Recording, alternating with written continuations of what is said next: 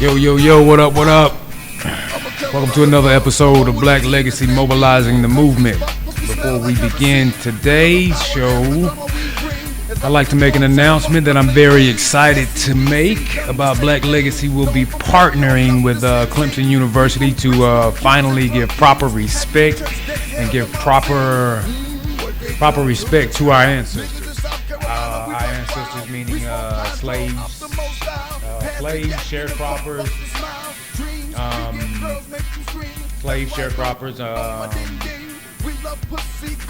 convict laborers, and even possibly some Native Americans, dealing with some of the research that we're actually uncovering that are actually buried in Clemson University at Woodland Cemetery. That was once Fort Hill Cemetery. Fort Hill meaning Fort Hill being the plantation that Clemson actually was before it was Clemson University. The cemetery actually sits on the west side, if I'm not mistaken. It's on the west side of the stadium. Again, Black Legacy will be partnering with Clemson to bring proper respect to that. And we look forward to it. We're excited about it. And we'll definitely keep you posted as things go on. You can be posted up on, follow up at the website. Of course, you'll have the postings of the website all over this video and audio whenever it's actually posted. And I think that's about it on that note. As always, I want to give a major shout out to the Unity Mortuary, to whom this whole situation possibly wouldn't be possible. I'd like to give a shout out to Dwayna Manford and Harry Thompson of Thompson's Granite and Marble. Shout out to Linda Faye for the beautiful studio space here at Linden's Academy in Anderson, South Carolina at 512 Murray Avenue, Anderson, South Carolina. Y'all definitely check her out for any social needs you may have and or events that you plan to work on. Definitely contact Miss Linda Faye about that. Today's show is actually a continuation of another show with Mr. Johnny Burton, situation with this is part 2 of this episode with Johnny Burton or whatever. And we're just gonna jump right back into where we left off. I'm gonna allow Mr. Johnny Burton to give him a refreshed introduction to you guys, and we'll jump right back in where we left off in our last week's show. Peace and blessings to everybody, the whole world. I'm Johnny Burton. For those who know me, know my energy, know who I am. I'm just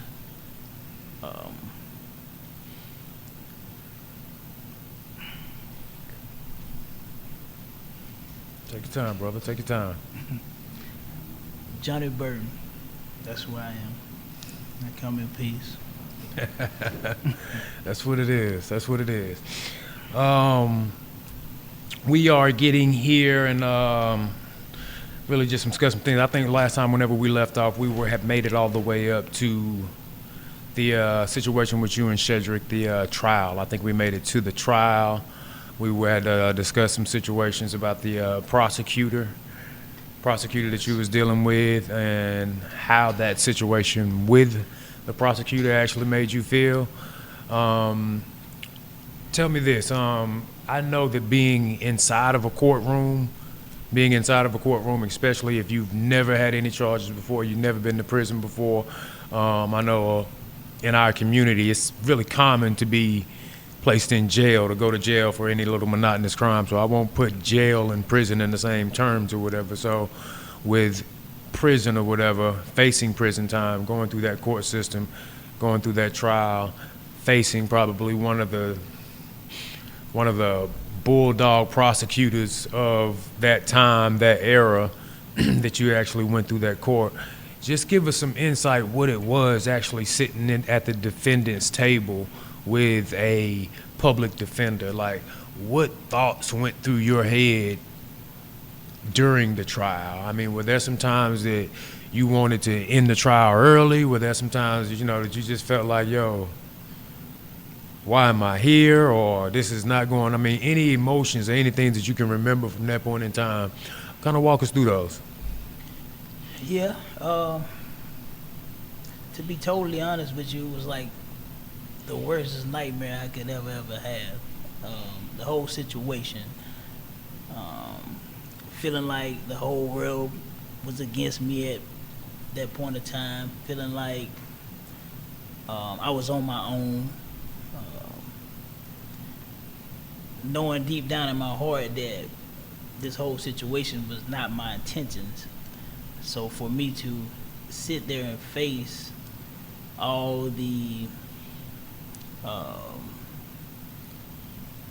ridicule or the harsh talk or the, like I'm just the worst person in the world, and then dealing with these courts was the worst thing I ever felt in my life.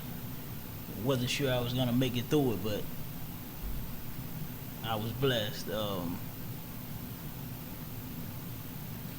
that moment has so many memories, brother. let me go a little more specific with you, with some of what you just said. So with the harsh talk, while you were, I guess, locked up in the county, you had some contact, you were having some kite sense, some people, just on the wild, Well, just kind of pass some words to you or whatever. Well, no, not that. Basically, just knowing the whole situation and knowing that it was all bad. Mm-hmm. So I guess kind of like, because no one wanted to be labeled as doing something bad to anybody. That's anybody with a conscience. You know what I'm saying? So it's like, I guess me there, and then yeah, I did hear a little bit of back talk or lash about it, but at the same token, I'm like standing on my square because I'm like, hey, I'm defending myself, like, So I kind of just didn't want to be labeled as the bad guy in that situation. Definitely. And, So, knowing the situation and knowing, I think we spoke on earlier in the last show of how you guys may have, as close as you guys grew up together. So I'm sure that there were friends of friends, somebody who you may have been friends with, who Yes, sir. he was friends with and stuff like that. So in situations with that, did you get, while you were waiting to go to trial and this, that, and the other, did some of those friends come and tell you, just the emotions that were being had from everyone? And I'm sure, hearing, how they pretty much shut the school down, hearing about the funeral, just hearing about all those things or whatever. Yeah. How was that effect? Because in that same sentence, or in that same situation, I would say the actions, the situation that happened not only hurt his close friends, but I'm sure hurt some of your close friends. True indeed. It's crazy because we had a lot of the same friends, and some of them was like feeling like, hey, it's mutual. I know you, I know him. I ain't got no problem with you. I ain't got no problem with him, and a lot of them left it like that. But then you had those that was closer to him than me. So it was just like, you're gonna get some negative energy when it comes to stuff like that. So I look, I really just, it came to me like that. I hate it came to me like that, but wasn't nothing I could do about it. And but most importantly, deep down in my heart, I was like very apologetic of the whole situation, because so that kind of beat me down mentally too. Definitely. Yeah, Definitely. it beat me down mentally too. So I can imagine how draining that entire situation would be, man. Yes, Of course, I've never been involved in anything as serious, but just as you said earlier, you don't want to be looked at as doing bad to anything, to anybody, but a situation of that magnitude could, I think a lot of people wouldn't even make it to the trial. In a lot of situations like that, especially with feeling like, you know, they're in a self-defense situation and how they're going to be looked at. But I guess at the same time, we're going through trial, there was some glimmer of hope because of what you had, you know, discussed with your lawyer and stuff like that.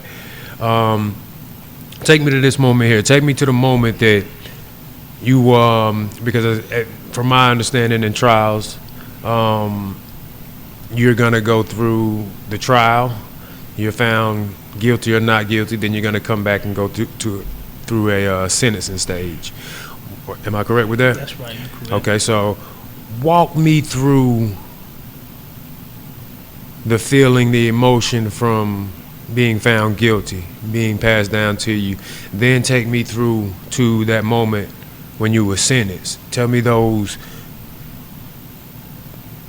that felt. I mean, just the raw emotions of looking at, you know, having to look at the judge, being in front of a judge or whatever, knowing how strongly possible it is, how that judge actually feels about you, and not per se you because of what you done, but probably more so of you because of the color of your skin. Words can't even explain it, to be honest with you.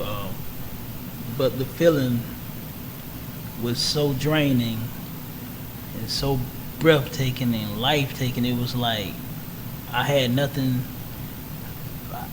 I had fight in me, but it was draining me very fast, very quick. I'm talking about going through trial and just to hear that judge hit that gavel and say, you know, the jury found you guilty, and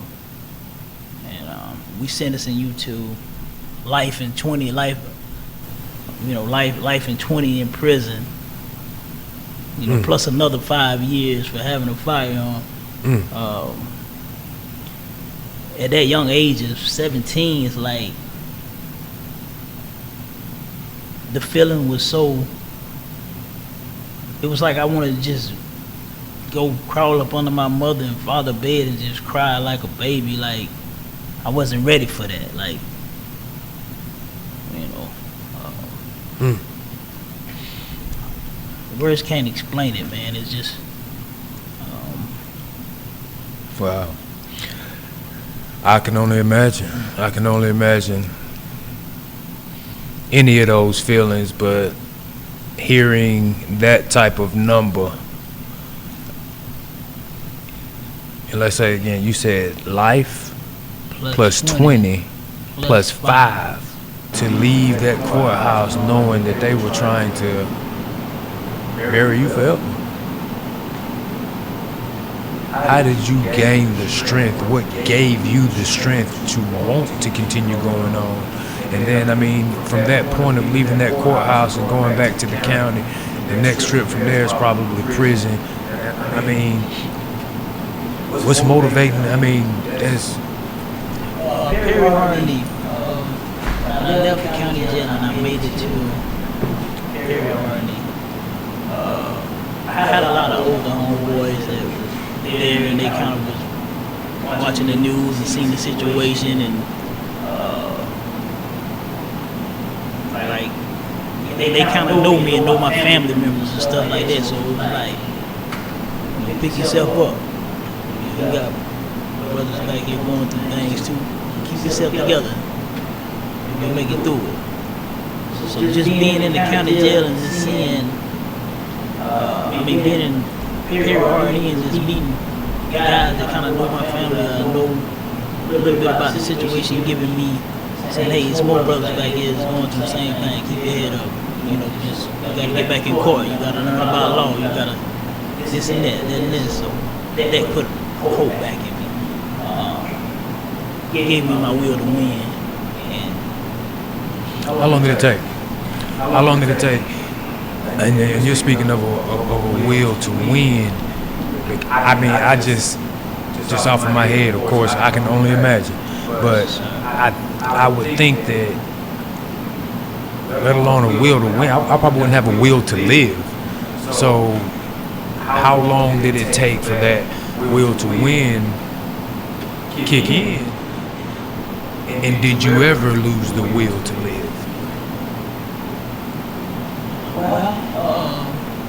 No, I never lost the will to live. Never. That's something I never did. I was always a strong person. I was always very strong when it came to, challenging, defending my life, or feel like, I'm gonna fight for my life. That's against all odds. So I kind of like, my will to win was always there, but within the 2 years of me being in prison and seeing other young brothers my age, I turned 18 in the county, so some a little bit younger, and everybody just, hey, we gotta learn law, we gotta, and it just sparked the flame. And I kept praying and just kept, believing in the Creator, and my will struck. And then I was challenged a lot, but I became very blessed too. I had people that come in my life that believed in me, believed in my case, researched my case to see that, lawyers, investigators.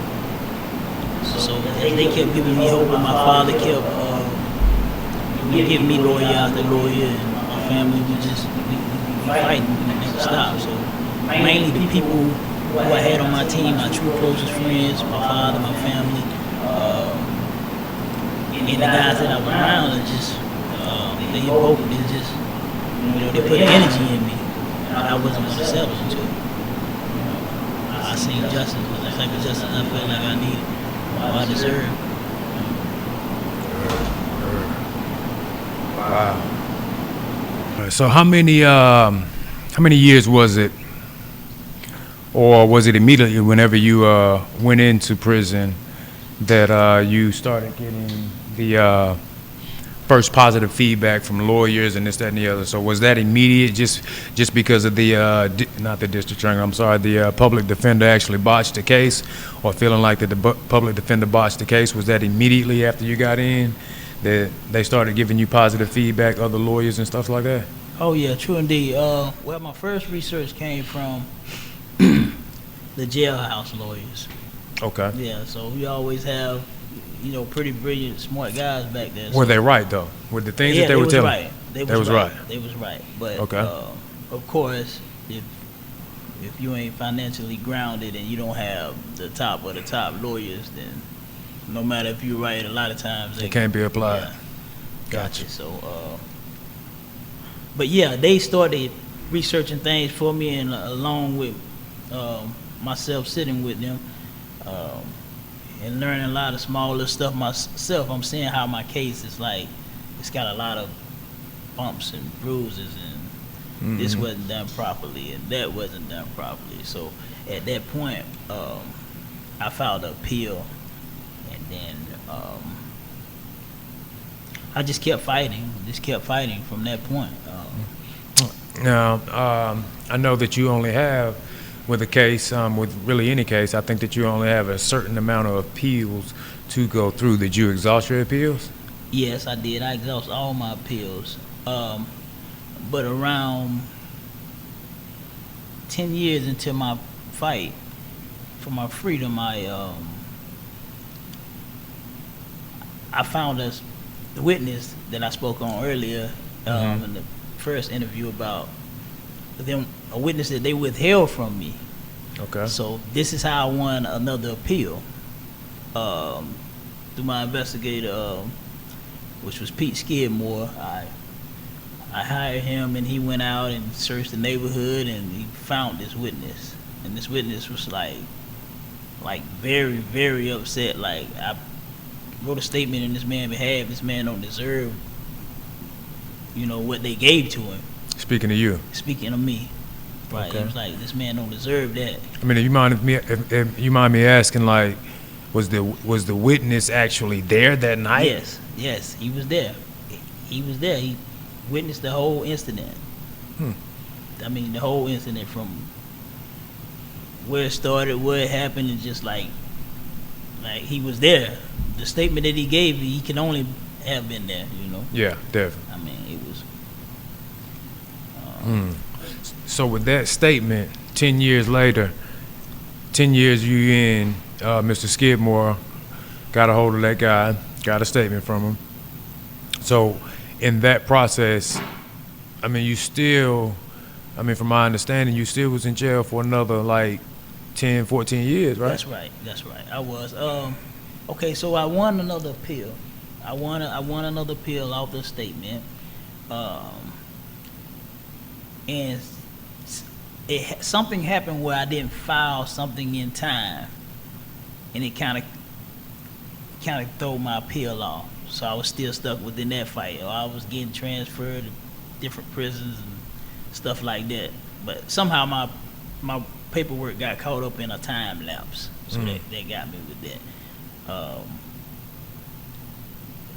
But so yeah, and I did end up doing another 15 years.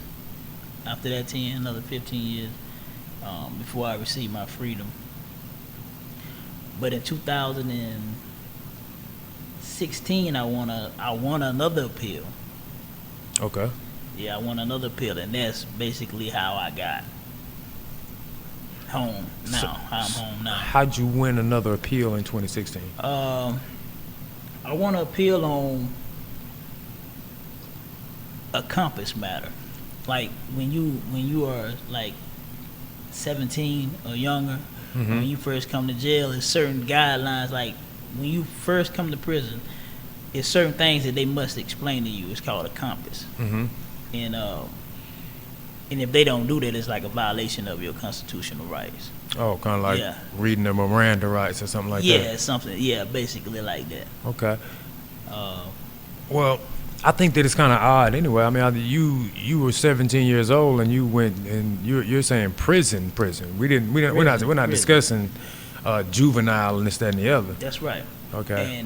And also that was another main factor of my freedom, me receiving my freedom too, because the law changed, and it's like you can't give a juvenile, a 17-year-old kid, the rest of his life in prison for one mistake that he made as a juvenile.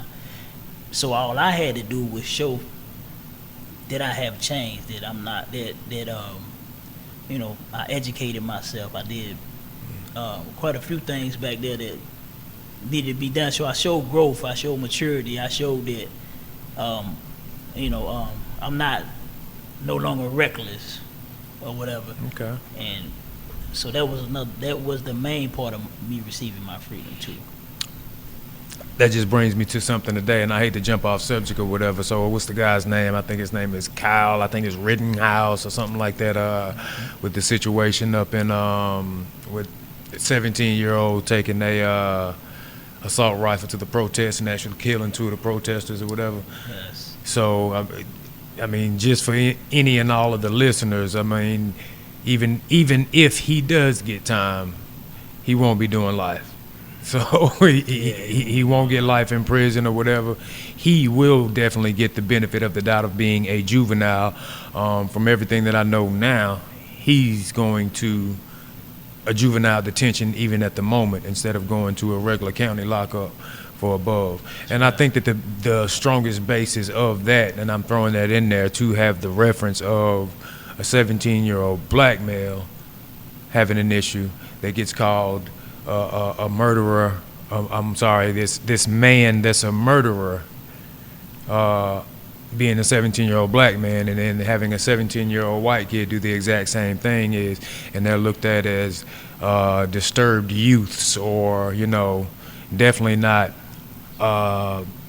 referring to him as a man or a murderer. I think that them trying to put that monstrous aspect on us actually works with the media, and jurors as well. I think, but let's jump back. I want to kind of go off base just a little bit for the prison experience, that you actually went through when you were coming in. And I know a lot of cats, man, that we both have grew up with, of course, have done a lot of time or whatever, but I think the full aspect of the prison life isn't actually talked about.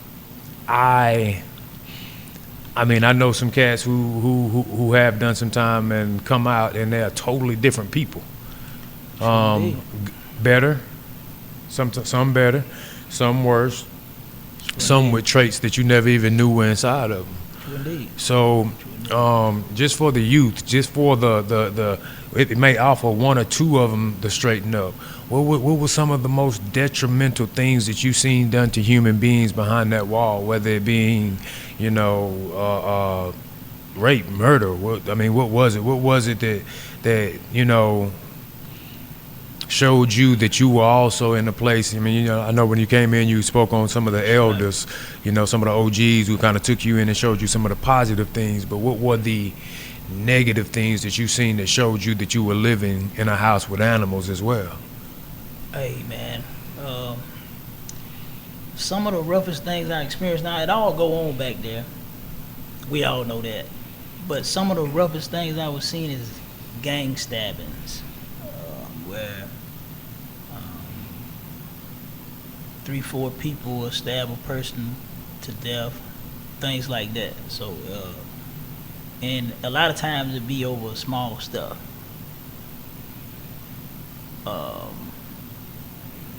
So about the worst thing the worst thing a person, any youth that I say, you do not want to put yourself in a situation because of it's constantly a bloodbath back there. Stabbings, I mean, raping, that stuff do go on. Certain neighborhoods, certain people, put yourself out there like that, then yeah, but the violence, it's more violence back there than anyone can imagine. I can promise you that.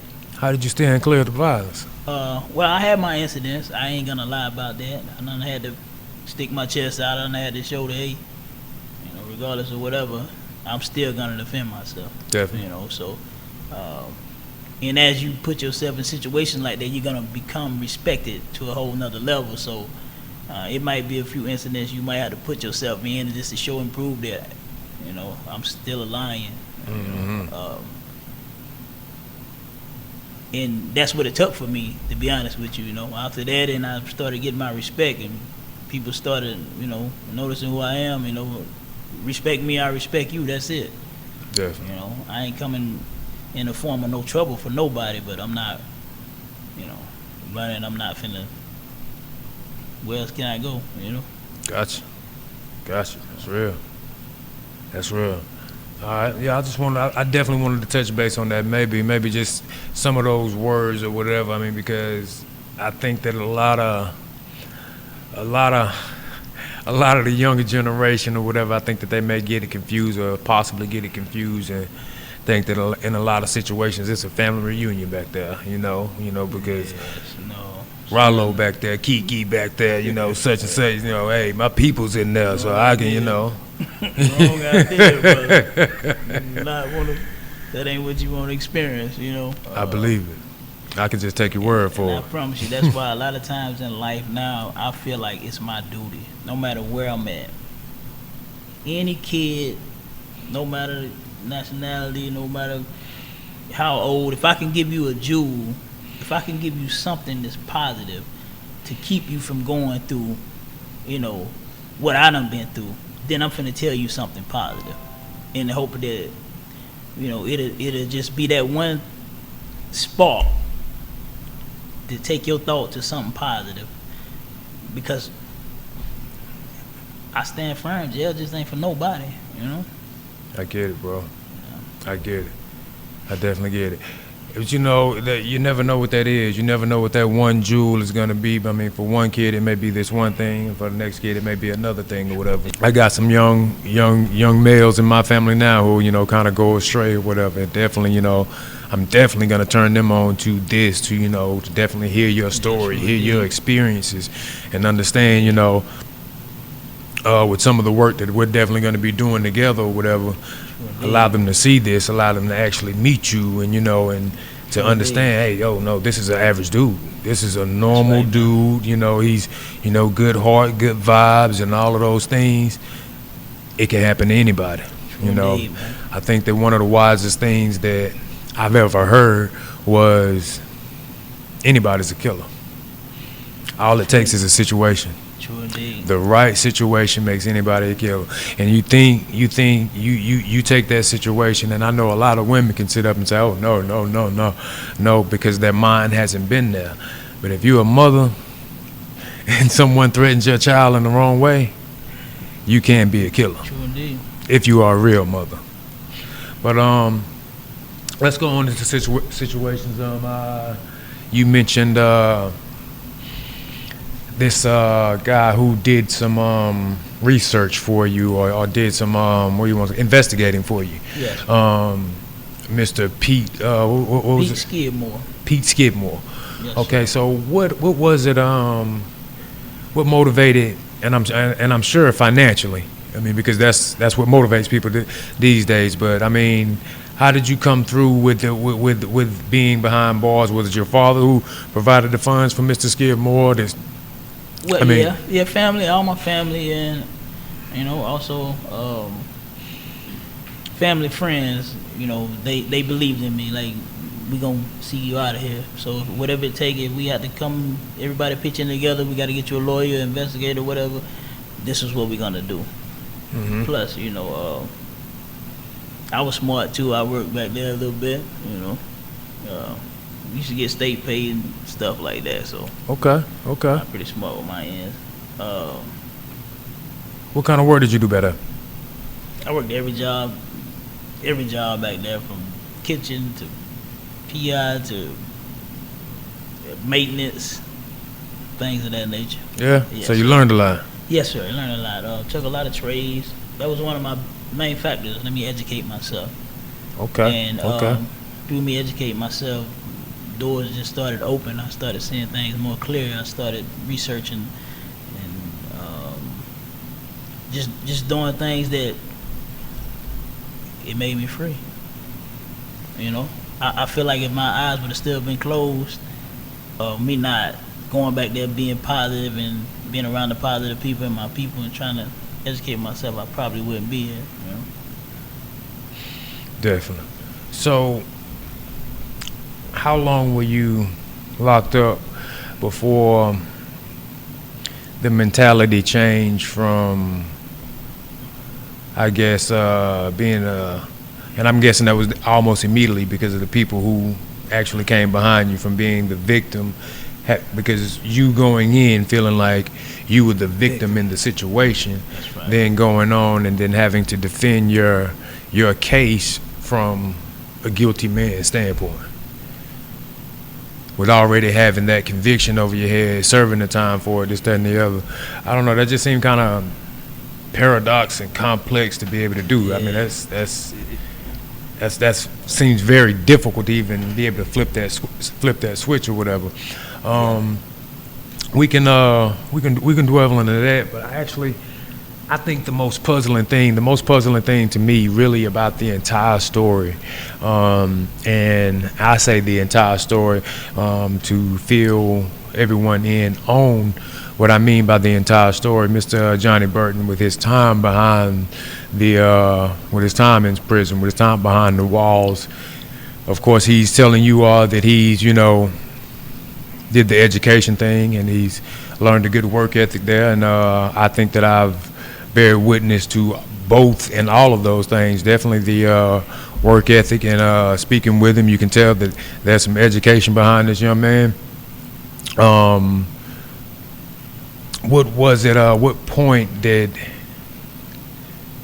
I'm sorry, I'm losing myself in it. But the most puzzling thing, the most outstanding thing to me in the entire situation, Mr. Johnny Burton wrote a book, and so in this book, I'm a little more aware of a lot of situations, so I'm kind of leading these situations from what I remember from the book. And one of the most puzzling and outstanding things about this book is the relationship that you had formed with Miss Kathy Gaines Morrison, who is the mother of Shedrick. So kind of tell me how that relationship started, the benefit of that relationship, not just, the end result to it, Gotcha. but the benefit for it, for your spirit, for your soul, for your mind. What did that do for you?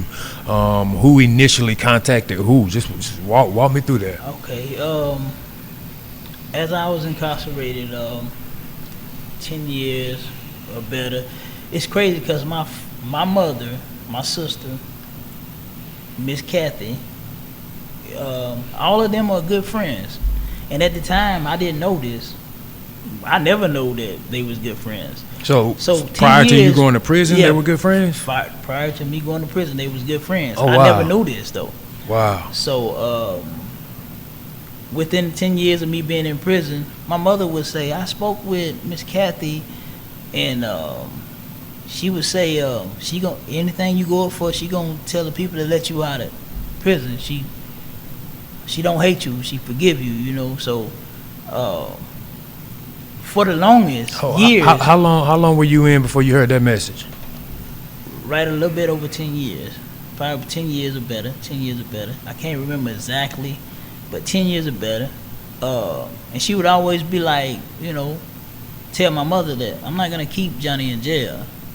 You know, if I don't forgive him, you know, I gotta forgive him. You know, and that's how she was like. But the whole time, I'm not really trusting in that. I'm still like, well, you know, you can say whatever. I'm trying to. The whole time, so the day came when I called home and Miss Kathy was at my mother's house. Oh, wow. At my mother and my sister's house, and they was all cooking and eating dinner together, and she got on the phone. My mother said, Miss Kathy wanted to speak to you, so my heart is beating out my chest, like anxiety. Wow. So she got on the phone. She said, "How you doing, baby?" And I had a loss of words at this point. So I didn't know what to say. That's I'm verbatim, though. Yeah, That's she said, how you doing, baby. That's right. So I'm like, Wow. I'm doing fine. And the first thing I said to her was, I apologize to you. You apologize to her. I apologize to you. That's the first thing I said to her. And she said, son, I want you to know I forgive you. She said, I don't hate you. She said, when I say I am a true born-again Christian, and if I don't forgive you, my Father won't forgive me. Wow. That's the first day I spoke with Miss Kathy, and we said a few other things, but I was just so shocked, and me just giving her that verbal apology as soon as I heard her voice, kind of like took a lot of stress off me, because I wanted to apologize to any and everybody that I offended in that matter, so I get it. when I spoke with her, and I got off the phone, like, for the rest of the month, however long it was before I spoke with her again, because at that time she gave me her phone number. She said, anytime you want to talk, call me. First conversation. So at that point I was like, man, is this really real? Is this really real? And me and her I would call her from time to time, I wrote her a letter, apologized to her from there, and she would write me back. After you talked on the phone? After I talked to her on the phone, we just started building a relationship. Okay. Miss Kathy is she's like an angel to me. Like, I don't know where she came from or what made her come and say, hey, I forgive Johnny, I want him out of jail. But that was another big factor that came to me being released. So she really taught me a lot of things about life, and she taught me about forgiveness. Because when I first went to prison, I was mad at a lot of people about small stuff, feeling like, hey, you didn't have to do this, you lied about this, you lied on me, this and that, and all the small stuff that I feel like I could never forgive people for. So when Miss Kathy came into my life, knowing that everything that I took her through and her family through, and how she can forgive me, like truly forgive me, it's like that changed my whole life. Okay. When it comes to forgiving people, I don't hold no grudges. So, this 10 years, how long? This 10 years in? Yeah, 10 years in. Okay, so you 10 years in, you already doing your studying, you already got your work ethic, you already adapted to prison life. That's right. You know, so with the way you're saying you're holding on to a few things, so I'm figuring that there's still some grudges that are there. So is it safe to say that that moment with you and Kathy changed you into a new man? Very safe to say. She taught me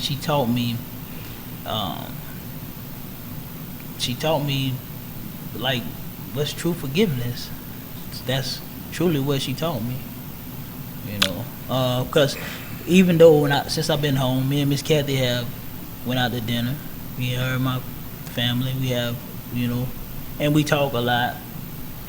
So the relationship continues. So the relationship continues. It started from there. It started from there, and you starting to write her letters, and she giving you the phone number.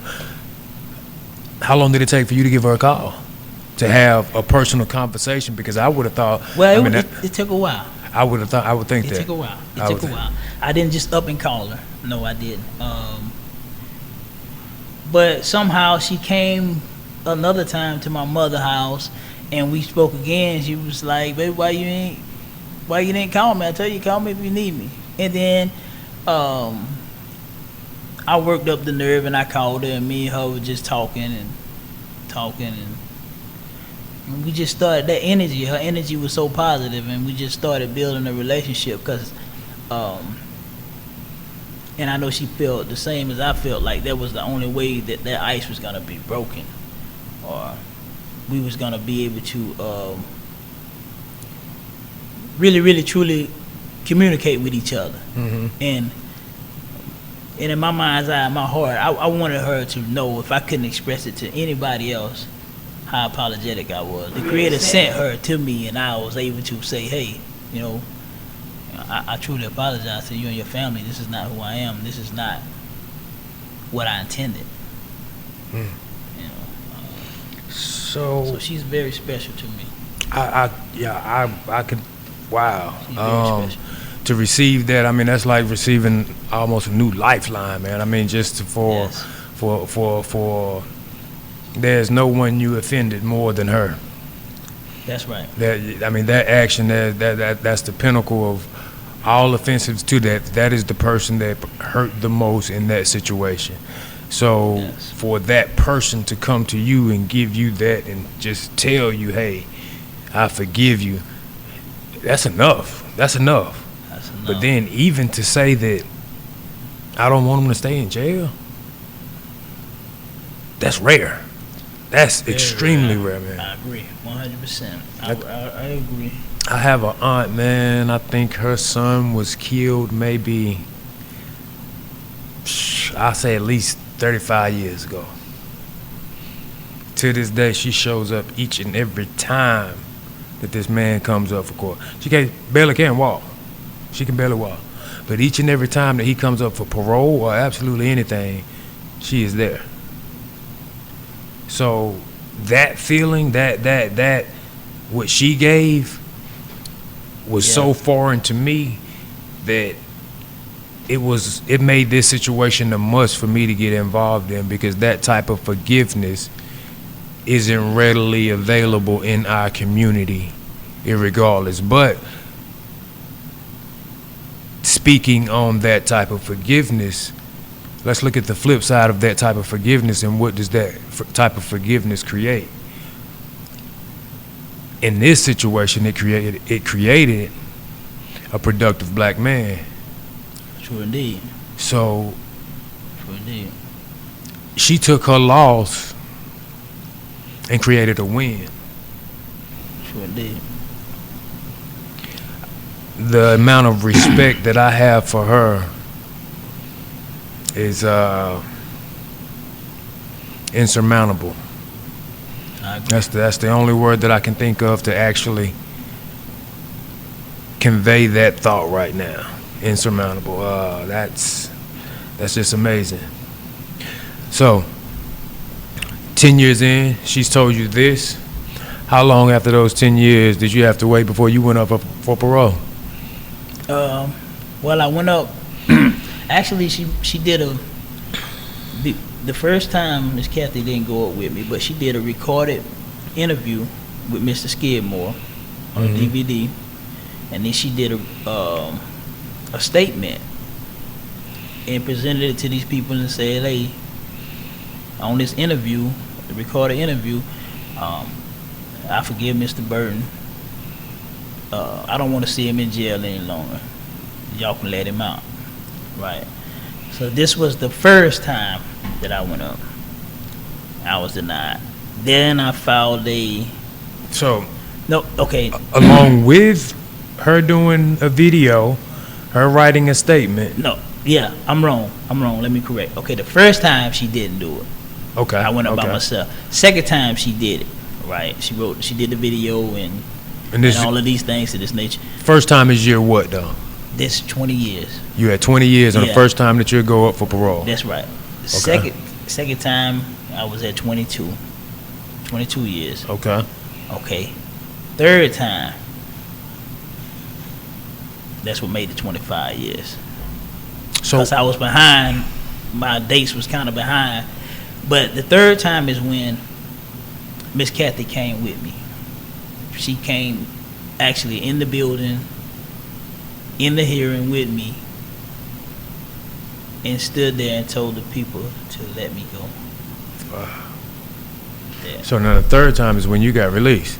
The third time is when I got released. So what happened the second time, and why didn't you get released? Because in this situation, she's done the video, she's wrote a letter. That's right. I mean, what's her being there? The difference in her being there gonna make from time 2 to time 3? Why wasn't it time 2 when you were released? Well, I guess how they think is, anybody can write something or say something, but and I had pretty much accomplished everything that I possibly could accomplish at the moment. But then I won that appeal too, so that played another factor. But with her standing there with me, beside me, telling these people who she is to the victim, and that she's here on my behalf, what else could they say? A lot. She's just been my angel, She's been my blessing. So, I've seen some strange things in the criminal justice system. So for me to say, what else could they say? Yeah, I think that there's a whole lot more that they could have said. I mean, I've seen worse situations where they've kept people behind bars for less for more, and I agree. Just all the way out. So that's definitely, I think, a blessing she brought to the table with her doing that, and just so happened that the big man upstairs was behind probably True indeed. the board, That's true indeed. playing puppet a little bit with that situation. So I get that, and I understand. I get that part of it. Now, from time 2, going into time 3. All right.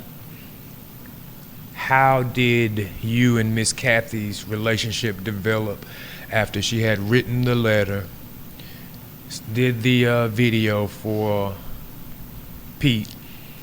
It only got better.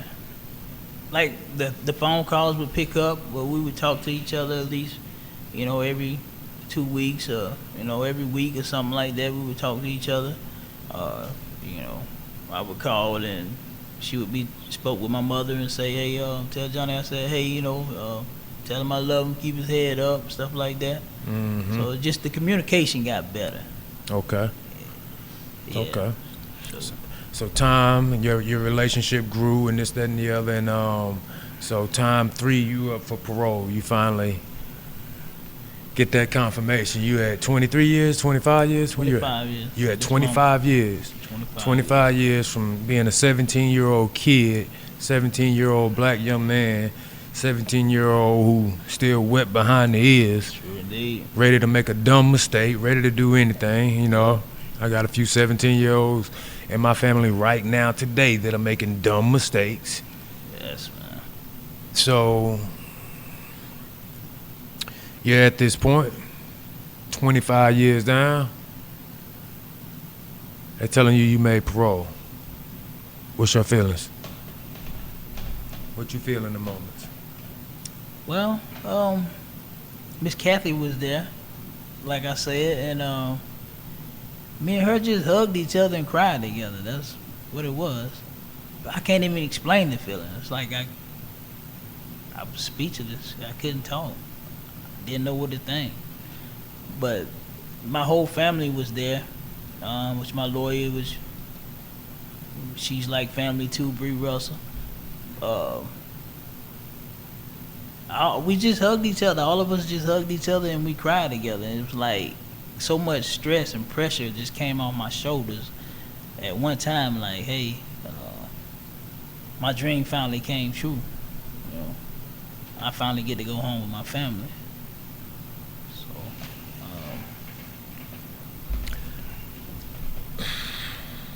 Black Legacy works with slave graveyards, honoring our ancestors, honoring those who built this country, the foundation of this country. And if anyone understands the 13th Amendment, you understand that for 25 years you were the new slave. true indeed. How do you see the comparable?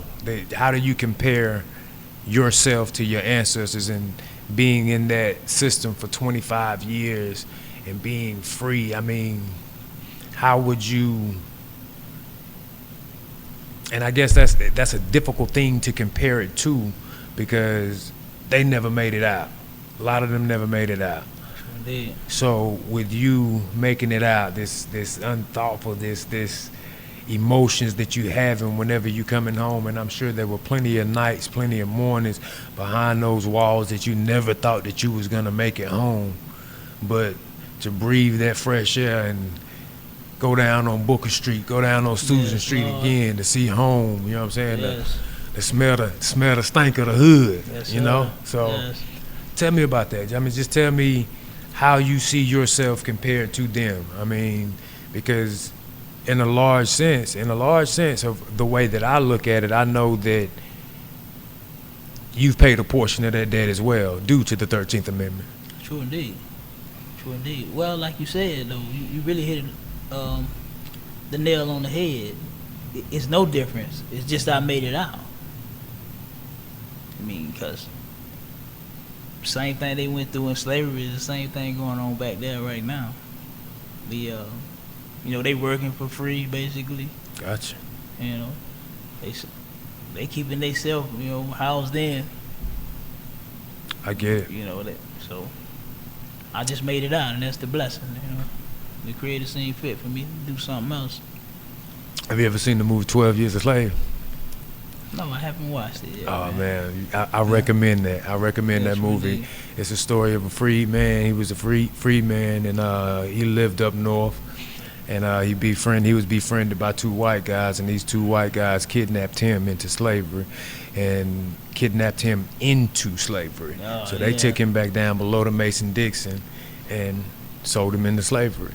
So for 12 years he was trapped in slavery, and finally he gets words to his people, and they come down, and it's. I don't want to tell you the whole plot. Gotcha, I think it's a good movie. I think that you'll really, really, really enjoy that.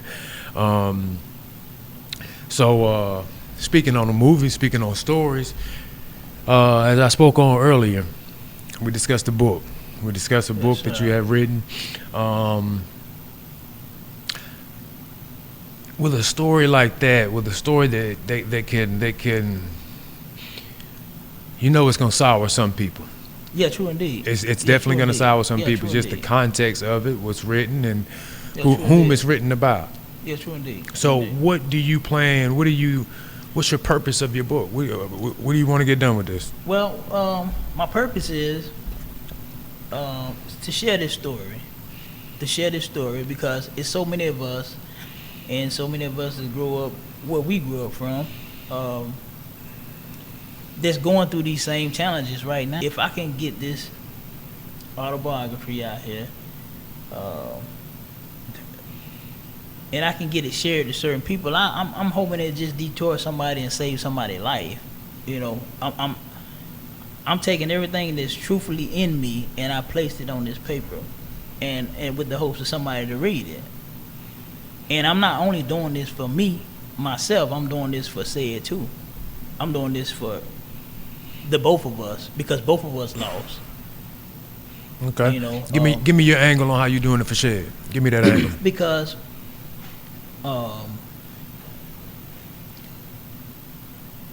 even knowing what he been through, what the both of us been through. I mean, both our lives was altered. It was changed. You know, so I want majority of this. I want this to be a legacy with him involved too, saying, "Hey, you know, it was never my intention to see him go through this or me to take him through this." So, by me sharing my story, hoping that it'll save some youth, any youth, anybody we can save, whether it's 10, 20 years from now, I don't care. I want to feel like in my heart that it's on the behalf of both of us, not just me. If that makes sense to you. It does. It does. I get it, and I can just hearing what you're saying, I can come up with a few angles on my own, but I just definitely wanted to know what angle you were coming at it with from him, simply because, I mean, you know, you can stop the next situation, you can stop the next schedule from getting up off the couch. You know what I'm saying? He can hear the situation and hey, you know what? It'll never be worth that. You That's know? right. That's right. So I get it, and then the next you as well. You know, if they read this story, and then it could be, you know, I got this heat on me. Let me just go ahead and get up out of here right now. That's right. You know, so I wanted to be something that's gonna, you know, be in the name of both of us. You know? What's the name of the book? The name of the book is Born to be Divine. Born to be Divine. That's right. Tell me how you came up with this title.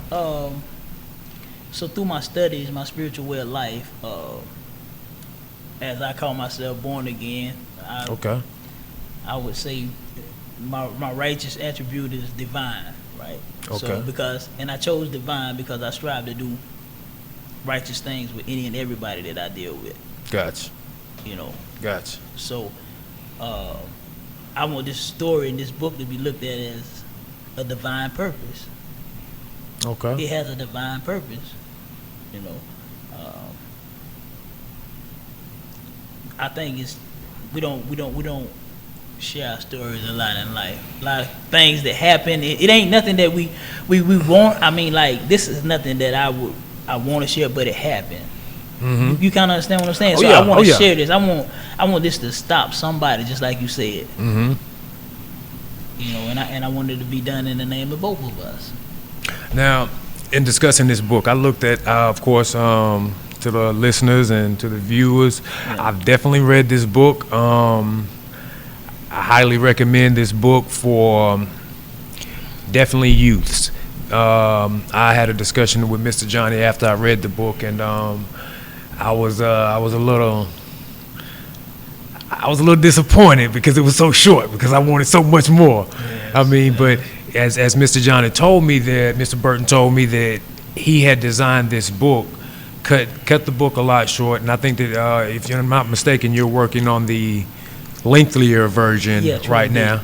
Okay, so the book was actually designed for the youths of our community, and when I say our community, I mean in the black, the minority community, for it to keep their attention, to keep them engaged, because there are a lot of youths who have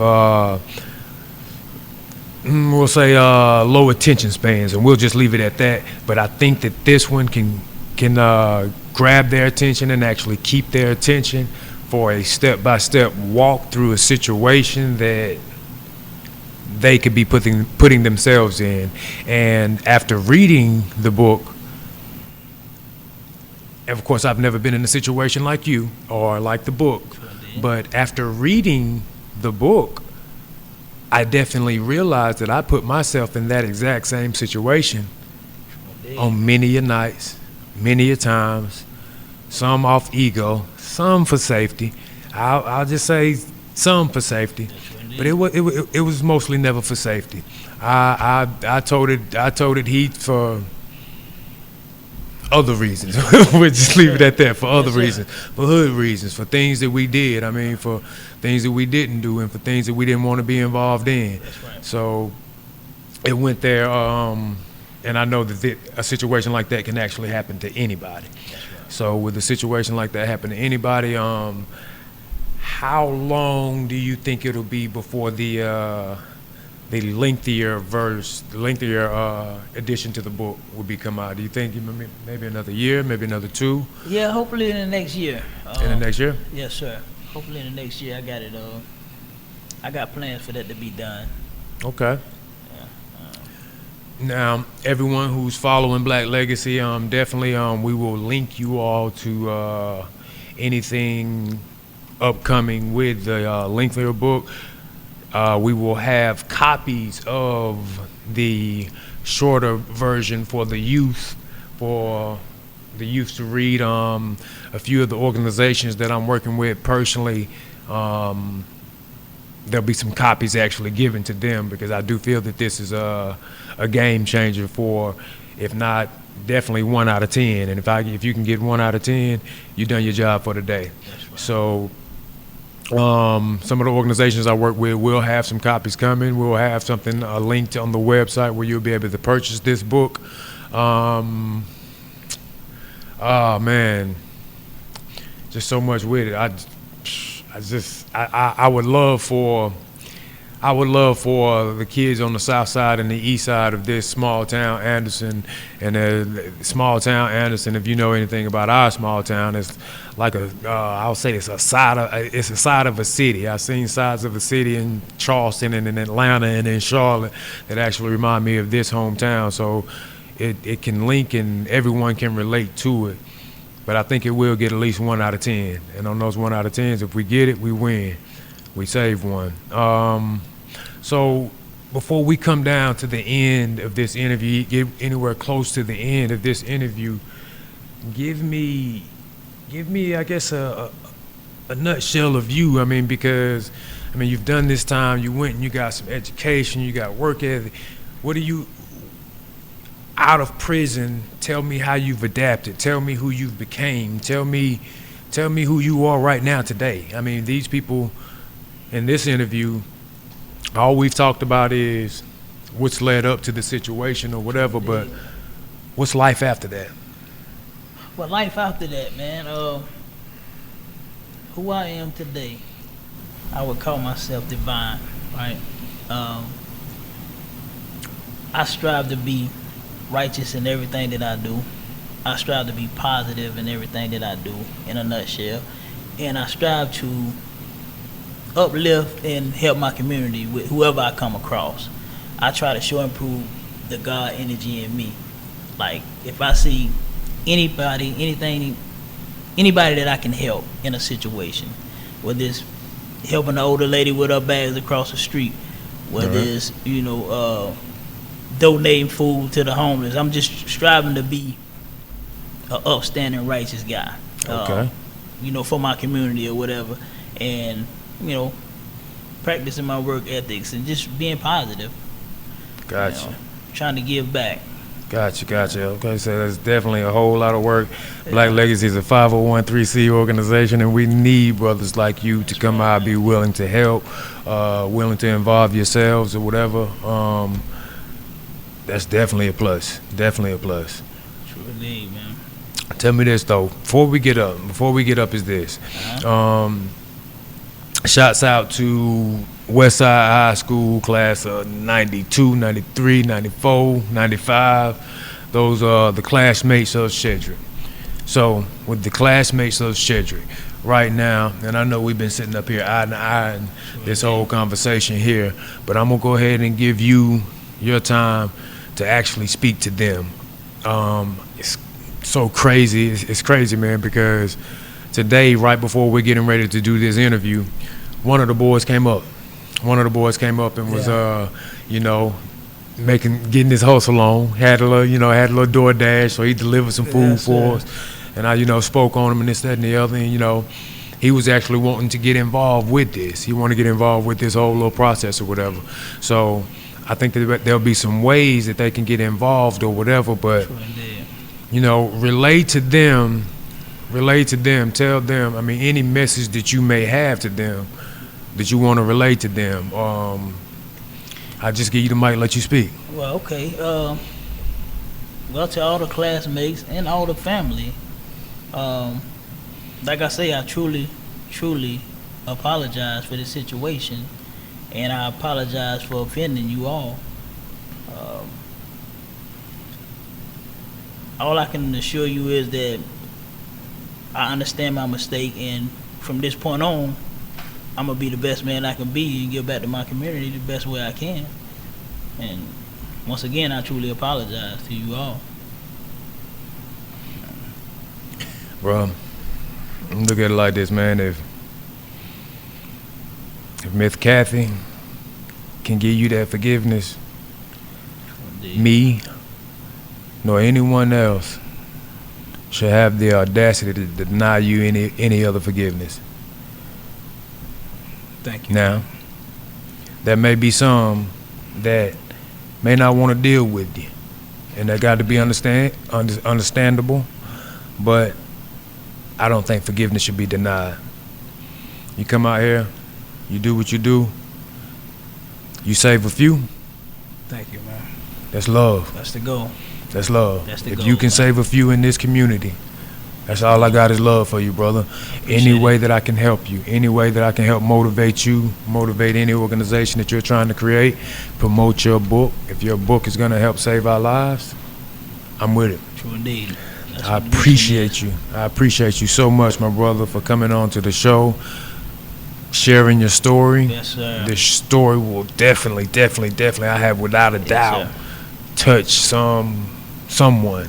Yes, sir. Because this is a conversation that has only been privy to the closest of friends Indeed. that have went through situations like this. Yes. This is not an everyday conversation that, your cousin may not get. She may not have heard that, you know what I'm saying? She may not have wanted to hear it, you know what I'm saying? It may be too emotional for some other people, but with this conversation being had, I encourage more conversations in our community like this to be had, to have the air clear so we can know just the depths of what we're feeling, understand those feelings, understand those emotions, and actually come together as a community irregardless of what we have been through. We've had detrimental stuff done to us as a community over the years, and we have healed together. This is another situation that Miss Kathy has showed me, and Mr. Burton have shown me, that a situation that I didn't think was possible to heal together. But this is a situation that we can heal together like so many others. Let's come together. I think I'm gonna have to throw this in there too. We got a few more days of voting, so if you can get out there and get to the polls, hit the polls. Hopefully, maybe by the time you hear this, it'll be closed, but the thought was there. So let's change the community, and changing the community will change the country. And changing the country, this country can change the world. I'm gonna end the show. There'll be a continuation to the show in episode 2. In episode 2, I will be sitting down and speaking with Miss Kathy Gaines Morrison. You'll be able to have her perspective of this show. I look forward to you guys hearing it. And right now, salutations, and we'll see you next time. Black Legacy, one love.